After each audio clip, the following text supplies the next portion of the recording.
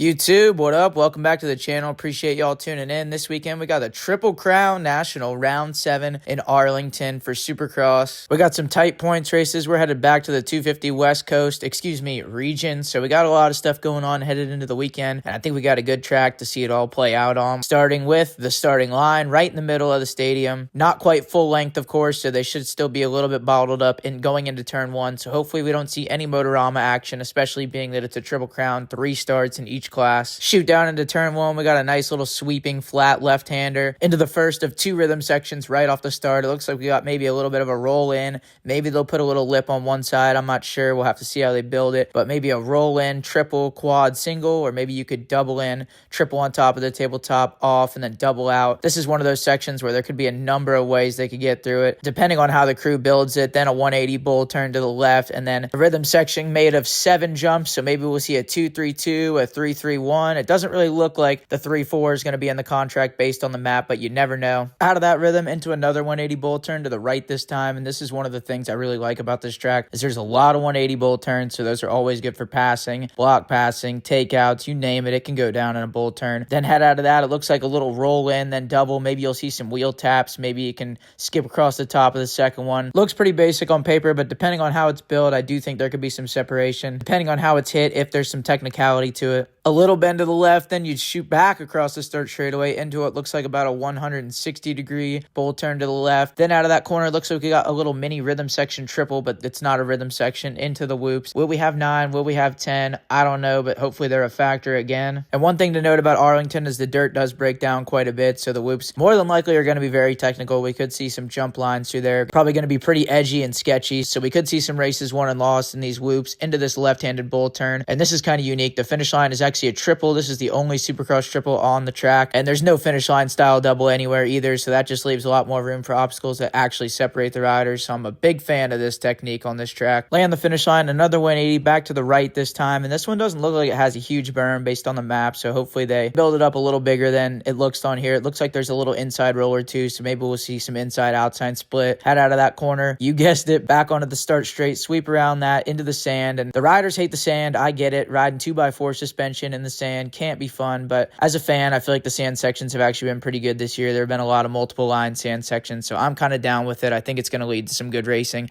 maybe some passing. We saw some last weekend. Then right after you get sand blasted in the face and down your crack, you got this little 5 jump rhythm section, either a 2-3 or a 3-2, and I feel like whichever line you take in the sand is going to dictate how that rhythm section goes, so I do think this could be a cool section of the track. I feel like you'll either go inside in the sand and gain there, but then have to go 2-3, or you can go outside in the sand and yank that 3 in and then double out. So hopefully that section's got a little give and take factor to it so it doesn't get too one line. Then out of that, another 180 bull turn to the left, then just a basic little pop double. I think the KJSC 50cc Supercross Challenge kids might be busting that out into another 180 back to the right, which spits you back into the first turn, sweep into that first rhythm section, and that's a lap around Arlington for the Triple Crown. It's going to be a good one. Hopefully Jerry Jones doesn't have anything to do with it. And at first glance, I really wasn't impressed with this track map, but after kind of diving into it, I think it's going to be a good one. I think mostly because the track's going to break down a lot, so that's going to lead to, I think, just a lot of mistakes and make the track a lot more technical. I feel like as far as obstacles, it's a little bit on the basic side, but it's also very busy. Only one Supercross triple, no finish line style double. So I do think for a Triple Crown, it's going to provide a lot of excitement, like they always do. I'm a huge fan of the Triple Crowns, but now we'll get into my predictions, starting with the 250 West. For the win, I'm going to go back-to-back. Jordan Smith takes it on the Triumph. I think this dirt's going to be really good for him. A lot of 180 turns. I know he's really comfortable on that chassis. He said the bike turns unbelievably well. So I just think this track's going to suit him, and he just won the last Triple Crown they had, so I got Jordan Smith winning.